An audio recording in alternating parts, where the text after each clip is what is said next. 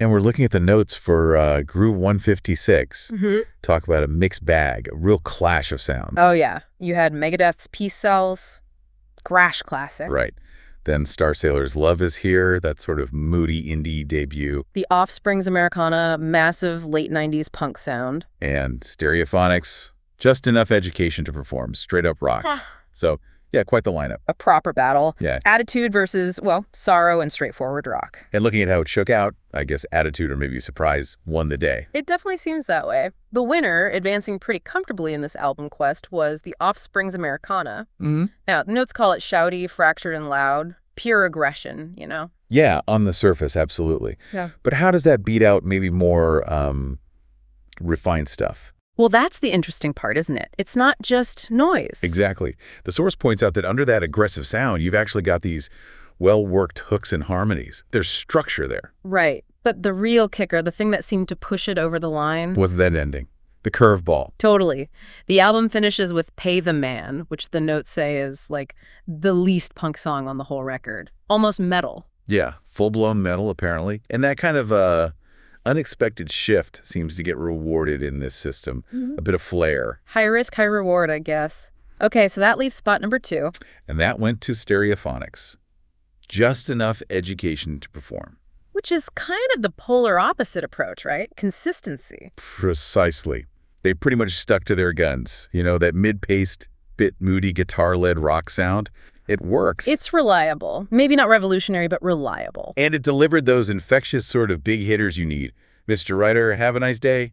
Those got them through. Fair enough. In a group this varied, maybe playing it safe isn't such a bad strategy for getting through. Could be. Reliability counts. Okay, so let's talk about the ones that didn't make it. Starsailor's Love Is Here nearly got there. People compared the singer to Jeff Buckley. Yeah, which sets up certain expectations, doesn't it? Though maybe not as miserable was the phrase used. Right, exactly. You'd think maybe more upbeat based on that comparison, but the album... it goes somewhere else. It really does. I mean, there are nice moments, good piano on Poor Misguided Fool, Wow. but then you hit Alcoholic. Okay. And that track just shifts everything. It drags the album down into this well of musical sorrow, as the source puts it.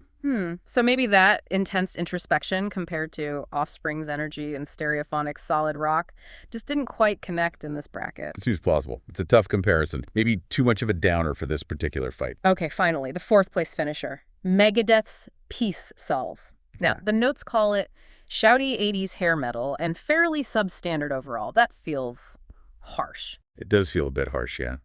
Especially for such an influential album. You got to consider the source's perspective, maybe. True, but they do give some credit. They do.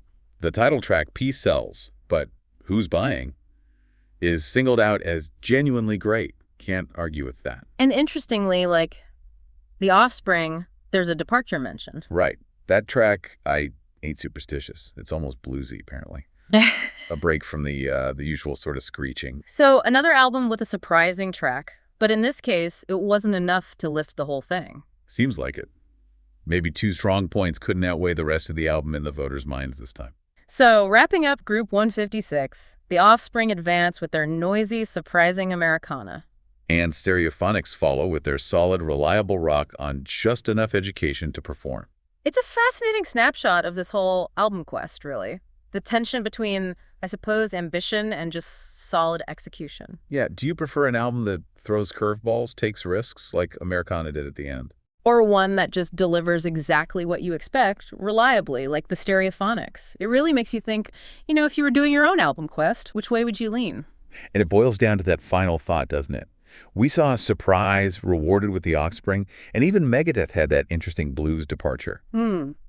So does the best album need perfect consistency from start to finish? Or is its real strength sometimes found in that one track that completely breaks the mold? That's something for you to chew on.